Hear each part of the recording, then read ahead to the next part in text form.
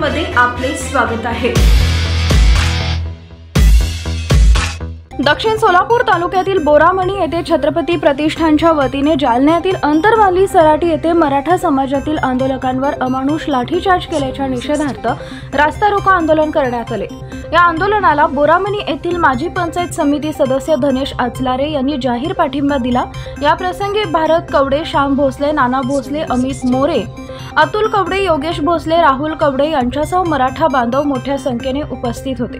यावेळी तालुका पोलीस ठाण्याच्या वतीने चोख पोलीस बंदोबस्त ठेवण्यात आला होता। महात्मा बसवेश्वर महाराज यांना मी विनम्र आलो आज सगळं मराठा समाजाला आमचा संपूर्ण पाठिंबा आहे।